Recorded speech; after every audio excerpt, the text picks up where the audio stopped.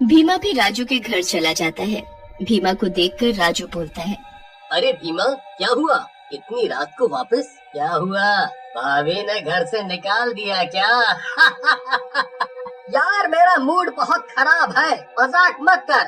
आज की रात मैं तेरे घर पर ही सोऊंगा, समझा? फिर भीमा राजू के घर पर ही सो जाता है। उधर चुड़ैल भीमा के रूप में घर में घूमने लगती है। भीमा को देख बिमला बोलती है, आ गए वापस? मुझे पता था, नहीं रखा ना दोस्त ने। चलो घूम फिर कर बीवी ही काम आई। चलो अब चलकर सो जाओ। लेकिन भीमा बनी चुड़ैल कुछ नहीं बोलती और चुपचाप अपने कमरे में जाकर सो जाती है। आधी रात में भीमा बनी चुड़ैल को फिर से भूख लगती है और वो बिमला को उठाते हुए बोलती है, अरे बिमला उठ, मुझे भूख लगी है, कुछ बना दे। भीमा की बात सुनकर बिमला को गुस्सा आ जाता है और वो बोलती है, तुम्हारा पेट है या कुआं? जितना भी डालो भरता ही नहीं है। कुछ नहीं मिलेगा तुम्हें, चुपचाप सो जाओ। बिमला की बात पर चुड़ैल को गुस्सा आ जाता है और वो बिमला को गर्दन से पकड़कर उठा लेती है। इतनी देर से तेरी बक बक सुने जा रही हूँ चुड़ैल औरत। पता नहीं तेरा पति कैसे झेलता है तुझे। कितना बोलती है तू। चल रोटी बना चलकर। ऐसा कहकर चुड़ैल अपने रूप में आ जाती है।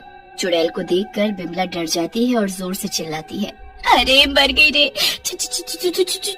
चुड़ैल मर गई रे, कोई बचाओ रे।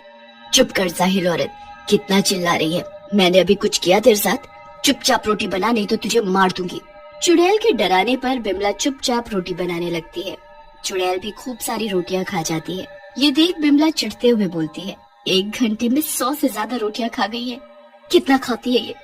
अगर मरने का डर नहीं होता तो इस नास मीठी चुड़ैल का टिटवा ही दबा देती। पूरी 200 रोटियां खाकर चुड़ैल डकार लेती है और बोलती है, मजा आ गया, इतना टेस्टी खाना, वाह, मन करता है तेरे हाथ चूम लूं। अब तो मैं कुछ दिन यहीं रहूंगी, फिर यहाँ से जाऊंगी। अभी मैं तुम्हारे कमरे में जा रही हूँ।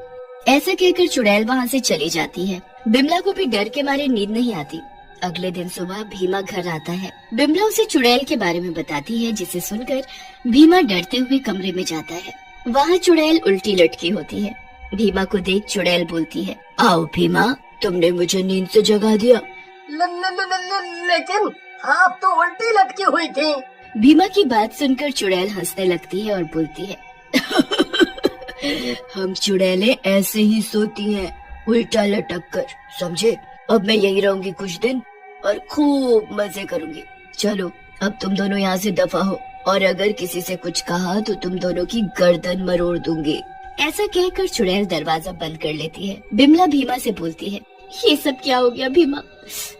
अब हम क्या करें?